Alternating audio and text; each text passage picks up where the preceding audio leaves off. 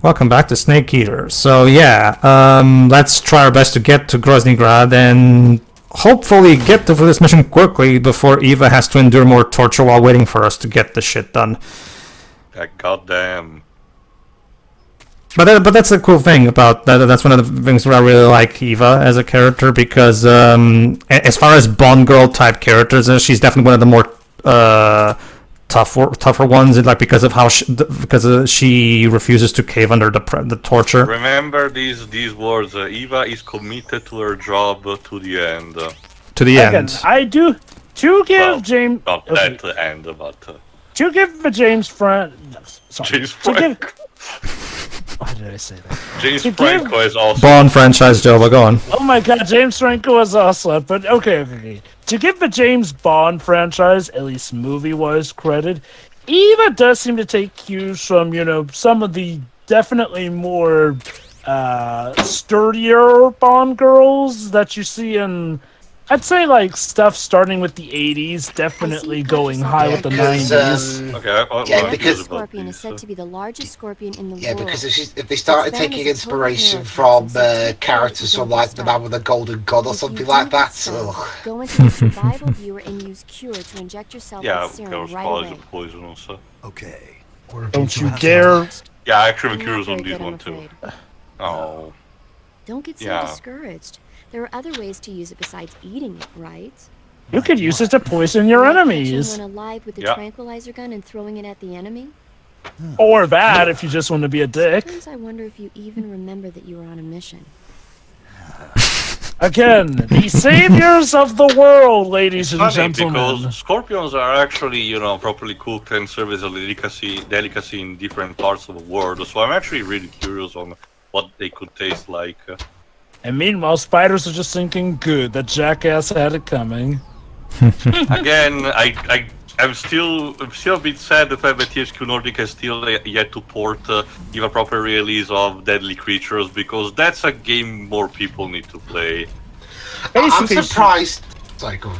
Basically, Shuri, that's a game about a tarantula fighting with a scorpion. That's literally just one aspect of it. It's more of it's like you're watching, Shuri, some of those overly edited, super over-the-top American documentaries that are like, this ferocious beast, and you're like super close up on the fight. Yeah, it's kind of like a game sort of about that, where you control, again, either a tarantula or a scorpion, and they go through different directions as occasionally butt with each other.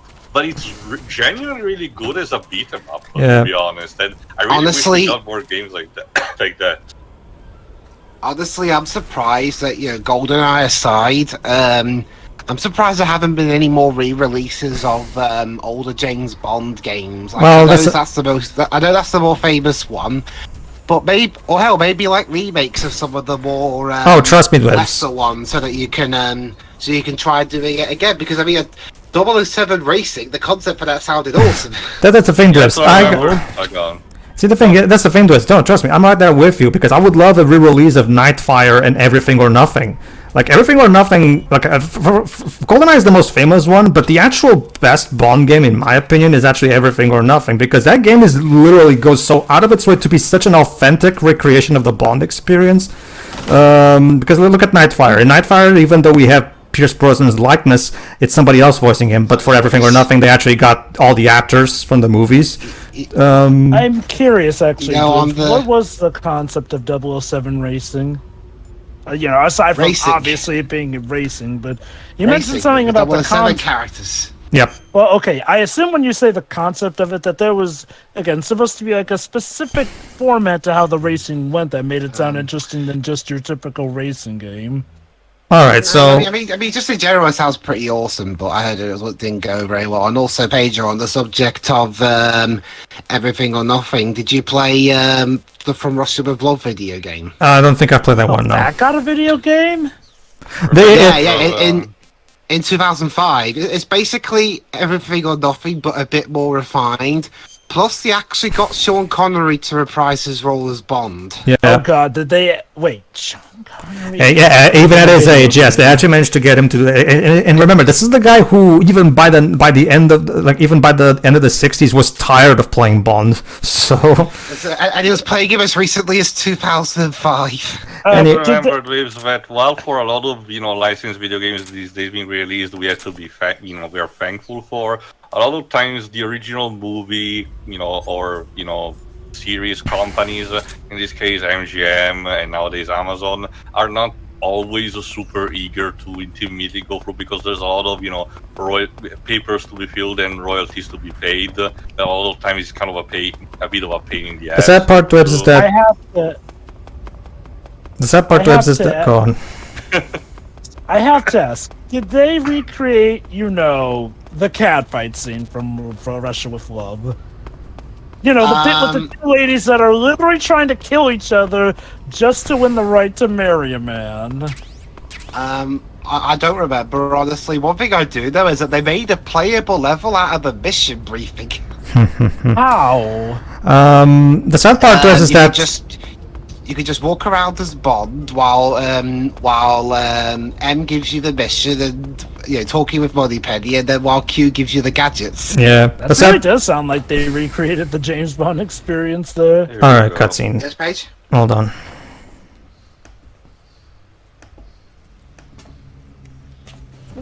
Something smells off. Yeah, it doesn't get too long before we find the remaining Cobra unit member. Yeah, like I said again, if you're expecting deeply fleshed out bosses outside of Volgin and the boss, this ain't the game. And Ocelot. Oh, true, yeah, Ocelot. Although I don't really consider Ocelot part of the, organization of the Cobra unit. Remember, he's a different one, but I do get what you mean, though. And then the Fury's like, "You're doing blackface," and then Snake's like, "No, you idiots." No, that's not camouflage. This is again the Fury, and he loves to play with fire. Don't tell me his face is burnt It's him, underneath. guys. It's the Pyro from Team Fortress 2. Yeah. So yeah, I know it's Russian, but it's like I said. So yeah, the Fury loves to burn things, as you can see. This guy's basically what would happen if Beavis became a Metal Gear villain. Richard Doyle. Basically, sure. Richard Doyle plays Big Boss in older Big Boss in any of his older appearances. Listen, mate, I don't think you being a furry has anything to do with this job.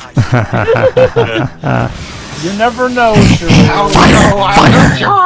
Fire burn. Actually, considering the names of some of these characters, it might have everything to do with the job. Sure. This is Metal Gear in a nutshell. Going on a secret mission, fighting bosses that have names that look like they belong to pro wrestlers. So. Now, part of me does imagine that Richard Doyle was supposed to be the big guest star of this because he's an actual American film actor brought in for this game. Yeah. You do know how Kojima loves his film stuff. Oh, sure. The entire stick with the Fury, aside from burning things up, is that he was like an astronaut, if I recall correctly. Don't worry, Pedro. I think I get what you were saying. There's very few licensed Bond games that people even want to be. Yeah, that's the problem. For as much as you and I would love a re-release of Nightfire and Everything or Nothing, the truth of the matter is that there's so little demand. It's just there's just no hope. What about 007 Legends? I saw one of those retrospectives about the Bond games, and aside from a couple of very few exceptions, most of them are not particularly great. Most of them are not, but the ones that are good are really good. Like here, fortunately, if you have a capable enough computer, you can use Dolphin to play both Nightfire and Everything or Nothing. So if you have a mid-tier PC, you can use Dolphin to play them. So they are reasonably accessible if you know how to do it.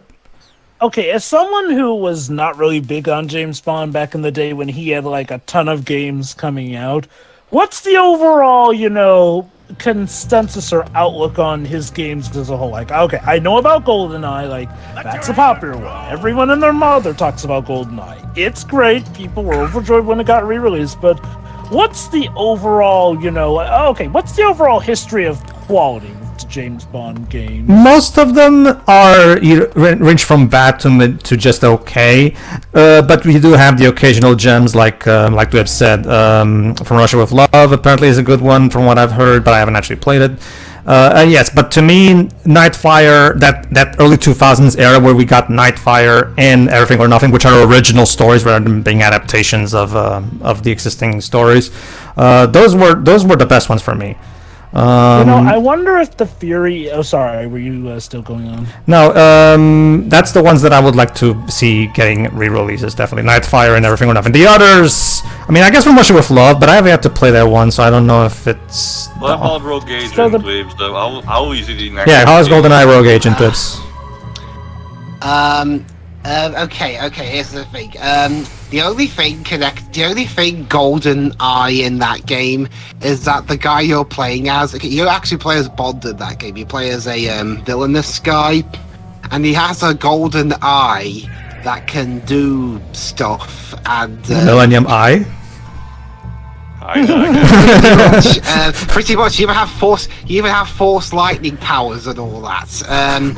Basically, the premise of that game is you play a guy who gets chucked out of MI6 for being supposedly too ruthless and too violent in your missions, in spite of the fact that the inciting incident that gets you chucked out wasn't really your character's fault.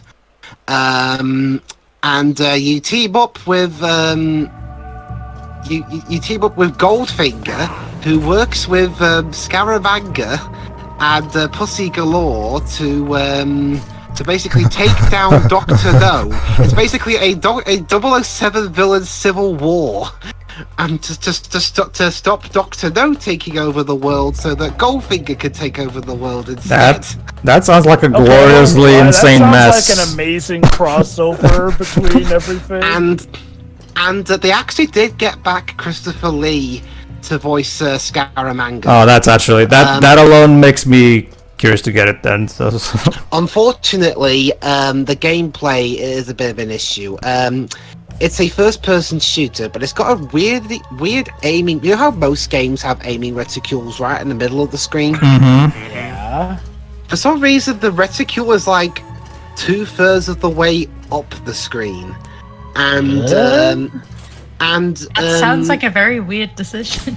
Yeah. And the levels, in spite of that the levels are designed by Ken Adam, the guy who made a lot of the Bond sets throughout the 60s and 70s, the levels themselves are, well, quite frankly, they're too big and without much to do. But hey, in terms of the weapons, the good news, you can carry up to 2 weapons in your hand. Neat. So from what I can understand, it sounds like... The bad news, though, those are the only weapons you can carry. You can't switch out with any other ones. Like, you have to drop one to get another one, and that's it. You can't switch out or anything. Mm-hmm. Because it's more realistic. Yes, yeah. Realism in a game whose plot is literally bad guy civil war. Yes, Pedro. Alright, so 2 things. One, as I've demonstrated before, if you catch fire, start rolling. As it's usual in fire safety, stop, drop, and roll. So if you roll quickly and enough, you should be able to avoid getting burn damage, and meaning you'll have to go to the cure and to heal your burn with ointment. But so be sure to try your best to... Yeah, there you go, see? So basically, you can avoid burn damage if you're quick enough to start rolling. You know, a man with an astronaut shape, flamethrower, and jetpack. I legit wonder if Kojima is taking cues from The Running Man. For those who don't know, The Running Man is an Arnold Schwarzenegger movie based off of a Stephen King story. Yeah. So that can just let you imagine how crazy it gets. Mm-hmm. To follow up from what Dwayne was saying earlier as well, yeah, like we've said before, It is important to distinguish what's the Snake's current camouflage with the actual blackface thing. The blackface it's actually an imitation of Uncle Tom's Cabin, which was a thing in the 40s. Let's just say there's a long thing, and there's actually more to it than just the black paint to it. There's actually another thing that goes on into it. So all this is just being done for camouflage purpose, and it is actually not at all what Snake is doing here. So it is important to make that distinction. We did mention that earlier, but yeah, I see you are resorting to more lethal methods now with this guy. Well, again, Jova, this guy is a jetpack, which means, if you manage to catch him from behind, that's a big weak point to exploit. Not just that, but this guy, as you can see, has a fucking giant-ass flamethrower, so trying to just fight him head-on is not exactly prudent. So it's a good idea to try to see if we can catch him off guard, probably from behind. Oh, I get that, but I think you can do that just as well with your regular gun. But like I also said, there he is. I think reserving the Fury for the last of a Cobra unit might have been a bit of a small letdown. Like, it's still a good fight, but I think in terms of sequence, we really should have have the end for the. I know, Pedro. Entering in the ones that we are presented with, Yeah. I think the end and the Fury should have switched places. That's what I mean. I do agree. Like, with all the build that you have for the end, it would have made sense for him to be, the last Cobra unit before you move on to Volgin and the boss. Like, Also, the problem another gameplay thing, because the cutscene was a hint to it. Watch out also for the bats. They not because they harm you, but because it's a good indicator that is nearby. Oh, at least the music is fun. It wants to evoke this more tension kind of feel, because again, you're trapped in these buildings with a pyromaniac, which is literally setting everything on fire. You'll notice that the music gets more intense the more you whittle down his health too, because earlier the music was calm despite us fighting. Yeah, that's another thing. Yeah, this was another thing. Metal Gear Solid 3 Snake Eater was probably one of the first examples I can think of dynamic soundtracks in games, because in the PS1 area, it was still not quite possible to have the soundtrack change, like the tune change, like back in the 16-bit days, something like akin to when you get the speed shoes in Sonic, and the track actually speeds up in the exact same point, like it naturally starts speeding up. That's dynamic music, which is very easy to pull off in those cartridges because the cartridges just can instantly switch to something. But when it comes to the CDs, because they have to load tracks, obviously it required a bit more tech. By the time we got to the PS2, Bandicoot got that, I believe. The closest also we had were the Final Fantasy PlayStation RPGs, where after a random encounter, when you get back to the war map or the level, if I recall correctly, the level track reprises from when it was interrupted. Yeah.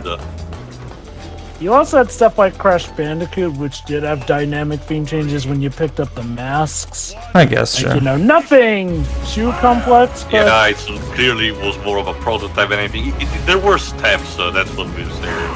Indeed, yeah. But yeah, this is definitely a neat one, because again, with each phase to the boss that comes with their health, you get different themes. Now, one thing I do know for certain was that we did not have a lot of this back in the earlier days of gaming. Well, again, ironically, was a thing with stuff like the Genesis, wherein some bosses in Sonic would change up the intensity of their themes, if I recall correctly. Like, But yeah, going back to the theory is weird because I think the first time he's even mentioned really outside of yeah, we didn't even see beforehand. And this guy has every reason to explode. This is the end of the Cobras. We've got to live on. What is it with everyone catching fire? Shiroi, because it's cool. Let's have all the bosses explode like we did in Metal Gear 2. Oh, he explodes a little differently. Yes. Though. Okay, now we're getting to Jacob's Ladder territory. Oh, never mind. He's still okay after that. Hold on. And now it's floating. Yes. The fires of hell will purge Okay, dude. Okay. Again, the series is not shy of having supernatural elements, but this guy is a bit bizarre. I can see it. I wonder if he... Well, okay, obviously Kojima hadn't planned that yet, but in a way, he's kind of a precursor for the Burning Man, when you think about it. Random Houston, noises. we have liftoff. I think he's just lost it. Yep. Wow, I think that Watch was a this, good. Roy. If he ever had it in the first Whee! place. Hold on. Hey, Can't you all just die quietly? Shiro, what's the fun in that? and now, hold on, what's this? A flaming face. Yeah, Like, what the fuck? What the I fuck think the is frame that? rate is crapping itself a little bit there. I think Kojima was on some shrooms for this sequence. Steak, I don't think Wanna get that's out, gonna happen. yeah. There you go, there's the explosion. Well, I guess to give the Fury... It was a bit hard to catch, but again, each member of the Cobra unit do scream their name before they die. Yes. The Fury! I guess to So give that's the how Fury... we know he's really dead. Okay. It's like the Guardian at the beginning of the Highlander the Source. Your first priority is to get Sokolov out. Well, I gotta give the Fury credit. Even in death, he tried very much to take out Naked Snake. Oh, Once because the they sound have wears got off, another there's no lander. telling how long they'll let Sokolov live. You've got to hurry. Alright. Yeah, I think the issue with the Fury is like, well, he's mentioned like, I think, you know, once before that scene where we get the briefing on the Cobra unit, then it's mentioned, oh, the Fury will take out Naked Snake, and then we face him. It almost makes him feel... Hiding something like this kid transmitter in inside in the sole of your shoe is a classic trick. I actually really like it. Mm-hmm. Anyway, it's your job to find out. Good point. Alright then. Alright then, moving on. Well, okay then. We have now taken down, like Theo pointed out, we've taken down all of the Cobras, except of course for the boss. We really have proved ourselves to be the Snake Eaters, haven't we? Indeed. Is that what we are? So Now it's time to go. Now it's time to approach Groznygrad and properly rescue Sokolov. and save the world from communism. Yes. And hopefully nothing else should go wrong along the way. Absolutely. Like Grennan said earlier, like, to capitalism! Yeah. Hey, look, everything's fine, you know, Naked Snake's doing good. He's still got both his eyes. Gonna It's get all the good. JLT action It's figure all going good. It's all good, man. Again, who's gonna get both the action figures? I love how Snake's breath is like it's cold. super... Yep. There you go. It's snowing. We go from heat to snow. Nothing to see here, fine Soviet citizens. Whew. That was a doozy. Back to Still your nothing to see here. Yeah, back to your regularly scheduled stealth game. Missed anything? The It's Fury cold. has a giant face. Oh yes. No, I think Dwibs actually saw that, actually. Okay. But yeah, we're following Hey, Groznygrad. this is like Shadow Moses. Yep. Remember, this was back when MGS2 Backlash was at its peak, so Kojima wanted to make sure to make this more familiar.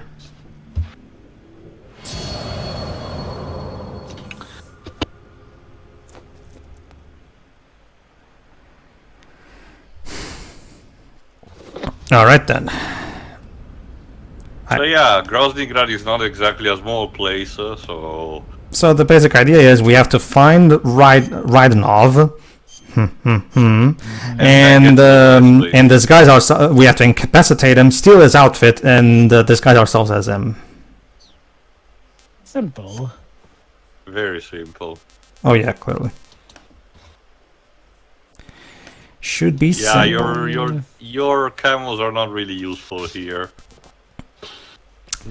Well, might as well try out whatever best possible camo I can get for this place. Again, being industrial and everything, you probably needed something more gray, but I don't think you have... Alright, in that case, when in doubt, go with the default outfit, since that's my favorite.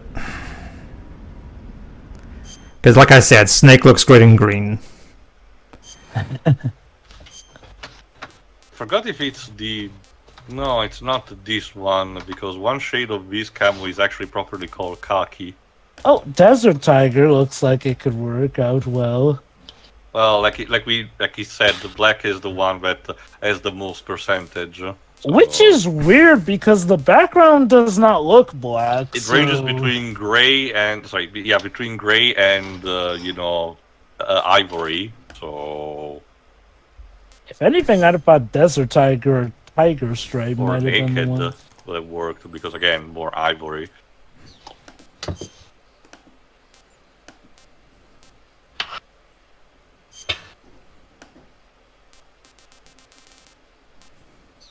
Yeah, put up the USA flag. No one will suspect you.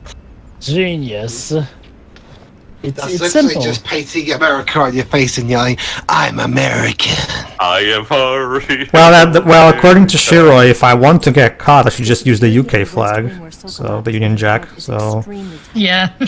The only ones who are But cleared the to Soviets enter the didn't hate West us as are those much with as the colonel class Americans. authorization.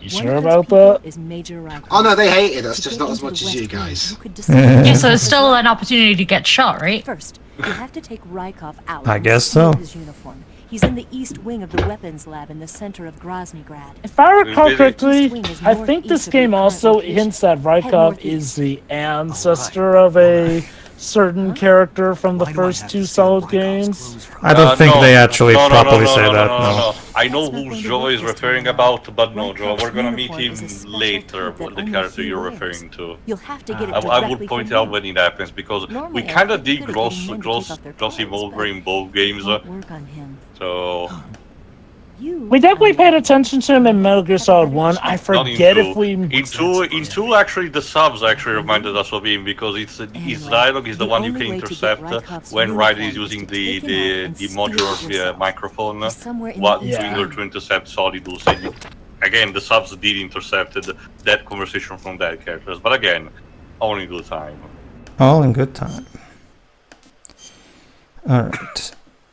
Survival viewer. So again, first get to the East Wing, knock out Soviet Raiden, get his uniform, and then move to the West Wing. So East Wing, West Wing. This game came out in 2004. Wow, if all I had to do was wait till the following year, then we could have had the big remake of Deal or No Deal I always wanted. Huh. Because the host of our version referred to the audience depending on what side they were on, like East Wing of it, the West Wing of it, and I'd also like Deal or No Deal has a lot. This game has a lot of boxes in it. Were they filming that in a castle, Dweebs? Possibly in its last year where they were filming all around different parts of the country, but no, it was just some studio in Bristol for the most part.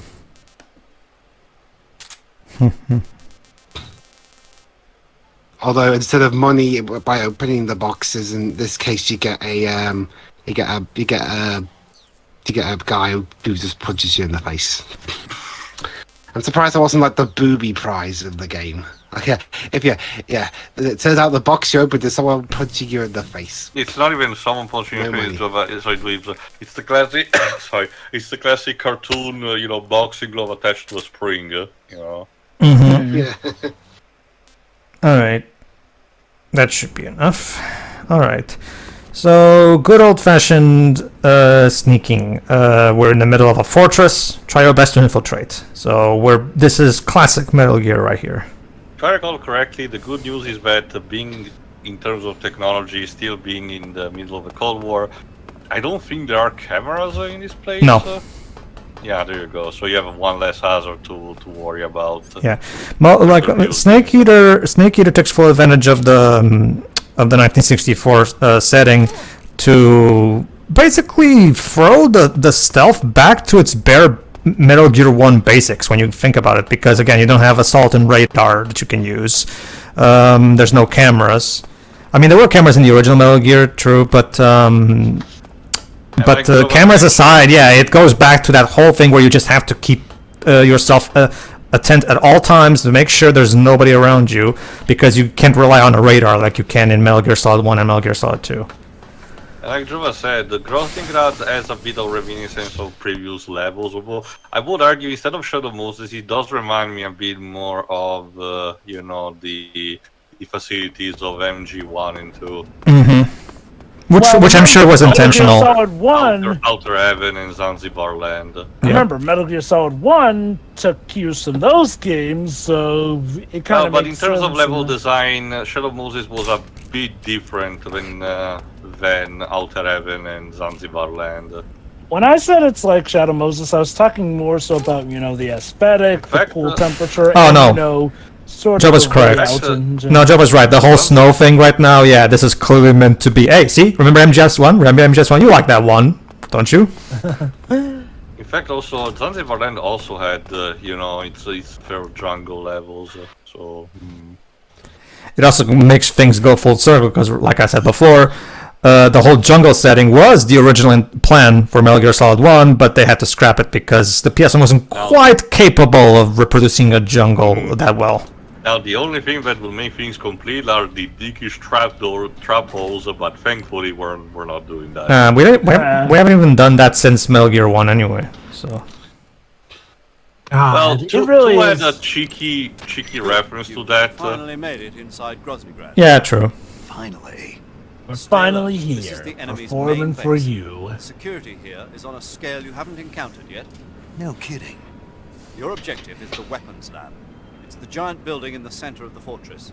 Sokolov Of course, the very center of the most fortified fortress. The sad part, the sad part is, Joe, the sad thing about the DK rap is that now every time I hear it, I can only think of the meme, like, and then there's Chunky, he's dead. Yeah, in this case, Silence. Well, Pedro, I guess if there's any consolation, the movie apparently brought him back from the dead, so... Yeah. Well, technically, that's the thing. Like, the movie plays the DK rap, but they only play the Donkey Kong lyric. They don't play any of the other lyrics. Joe was referring to the character inside of Chunky. He's present in some group. Oh, right. Yeah. There in the movie. Yeah, he is. Yeah, as well as Diddy. Just random selection of the Kong family, because it's basically just him, Dixie, and Didi, I think. They do include a lot of other characters like Swanky Kong. Yeah, right. I was mostly referring to the playable characters of 64. Alright, let's save the game. Tiny Kong was oddly missing. Alright, paramedic, what's your blessing of today? Snake, have you seen the movie Saw? Oh, you can't, it's not out yet. Snake, have you ever seen Jason time and paradox. Oh yes, absolutely. Stop motion skeletons all the way. There's this ship Oh god. Were they, Spy Kids 2 level? Yes, actually, that's a reference to that. They run into all kinds of monsters. So Spy Kids 2 is referencing that. That's actually kind of cute. Ray Harryhausen, very old school. The most spectacular part of all was the battle there with you an go. army of skeletons. It was like they were actually standing up and fighting. So, which roster of the Argonauts did they get for that movie? Seeing as how the Argonauts have a lot of famous heroes, like the Argonauts are not exactly. I get what you mean, Jova, but it was more of a case where the Argonauts were more of a group where some people just tagged along occasionally. So there you go. Now Snake has another reason to survive this mission, because, like Paramedic said, it's still in feeders at the precise moment that this cutscene is taking place, meaning if Snake survives, he can still go see it in theaters. So yay! Alright. But yeah, no, seriously, the Argonauts are like the Avengers of Greek mythology. Alright. See you for the next part, everybody. Yeah. See ya. See ya.